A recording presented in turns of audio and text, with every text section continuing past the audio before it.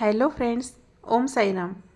चला, सगळ्यात आधी थँक्यू जे आपल्या मागच्या व्हिडिओजला जे तुम्ही व्ह्यूज देत आहे त्यासाठी मनापासून धन्यवाद.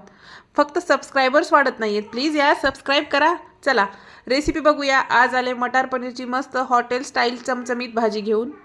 चला, एक पातेलं घ्यायचं, त्याच्यामध्ये सगळा गरम मसाला जो असतो तो भाजून घ्यायचा आहे. त्यानंतर कांदा, टोमॅटो, मीठ टाकून छान परतून घ्यायचे. एकदम सुक्कं झालं पाहिजे ते. त्यानंतर ते मिक्सरला लावून घ्यायचे.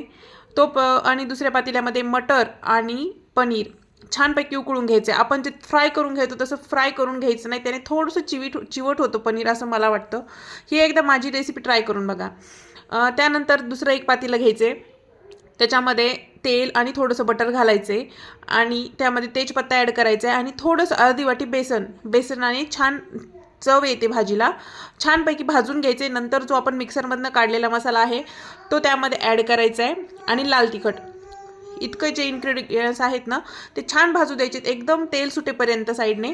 नंतर ते तेल सुटते तोपर्यंत एका वाटीमध्ये दूध घ्या आणि दुधामध्ये मसाले ॲड करूया. धने पावडर, जिरे पावडर, किचन किंग मसाला आणि मटन मसाला असेल थोडासा तर तो टाका आणि छान ते रेस्टला ठेवून द्या. तोपर्यंत ही भाजी आपली जी खाली आपण परतायला टाकलेली आहे त्यामध्ये तेल सुटलेलं असेल आणि तेल सुटेल त्यानंतर ते आपण जे मसाले दुधामध्ये घातले आहे ते नंतर भाजीमध्ये ॲड करा.